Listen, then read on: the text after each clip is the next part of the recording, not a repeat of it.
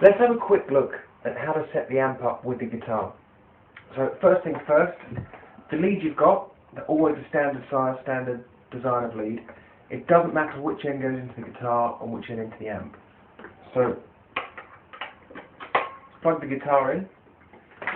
Before you plug into the amp, there's two things I always make sure, especially if it's an amp you've not used before. Guitar comes down, so turn the volume to 0.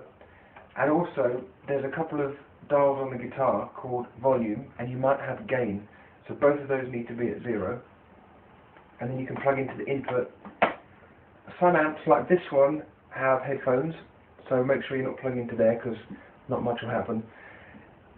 Then, what I tend to do is just turn the guitar up first, and just keep making a noise on the string. Give yourself some volume. You can hear it's coming through. But the way to get more volume is add some gain. So just turn the gain up very slowly. You can hear it comes through. Sometimes, if you have a bit too much gain, it becomes even too loud. So there's a balance between how much gain you have. What the gain does is it boosts your guitar going into the amp. And then you've got the basic output sound, which is your volume.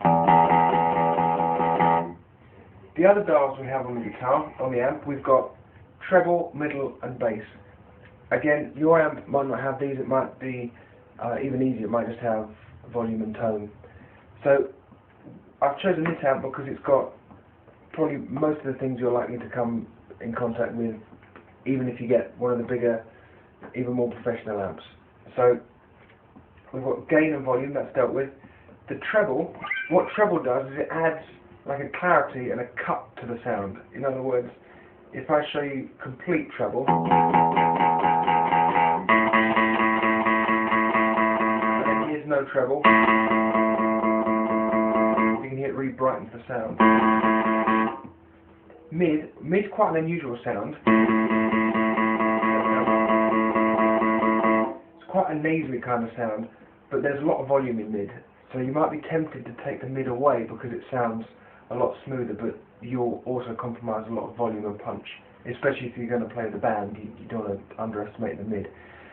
And bass, we're going to have a fair amount of bass on this amp. We're going to add bass because it's a small amp and it might sound more trebly than usual. So here's no bass. You can hear it's really thin. And that's complete bass. Again, it's like with the guitar and the pickups, you just want to mess around and find what's comfortable for you. But I'd suggest, on a smaller amp, you want the bass on about 7 or 8. Mid we'll keep in the middle, and then the treble, just as you prefer it. Sometimes I'll roll the treble off on a smaller amp, just to, again, compensate for the small speaker that it has. That's a nice spot there.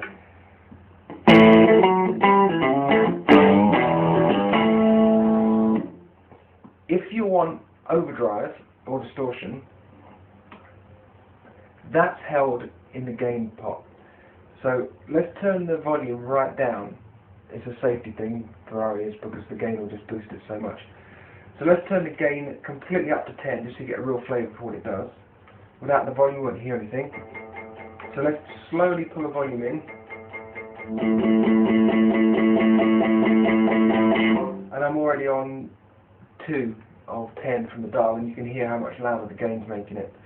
So with complete gain we get this kind of sound. And again on the small amps it might sound a bit fizzy, so we can back off some treble, which will help that.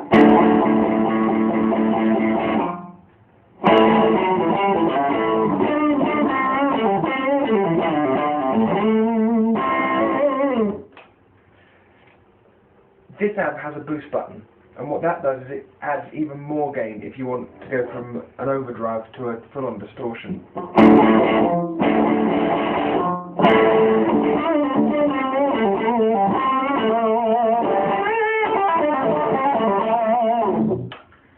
But for now, let's say we wanted to do a basic bluesy crunchy sound, like you might choose for Wild Thing.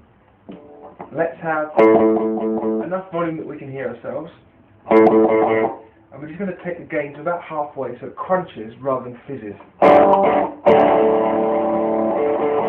And the guitar pickup, again, there's another video that talks about the guitar pickups, so we're going to go for what we call the bridge pickup, which is right at the edge here.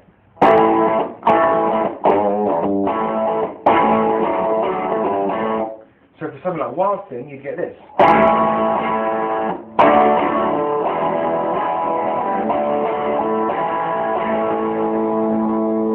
To get clean, you might have a channel switch, because sometimes you get a switch and you get a separate gain and volume, and then another gain and volume, and your switch will go between the two, so you can set one as clean and one as distortion. But if you don't have that, like on here, you just have to set it manually. It's quite nice to roll the volume down on the guitar. So have distortion, like this, bring the guitar pot down, and you'll find that just by feeding the amp with less volume, you get a clean sound.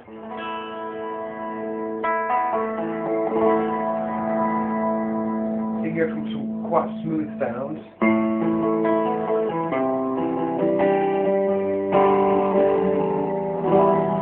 then all you need to do, add some volume to your guitar. Maybe change the bridge pickup.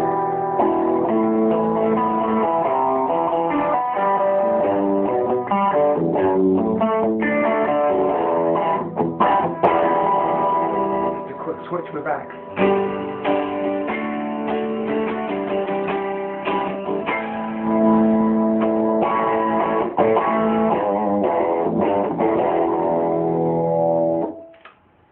So remember, as before, with the posture, with the holding the pick, it's all about experiment, and it comes down to your taste.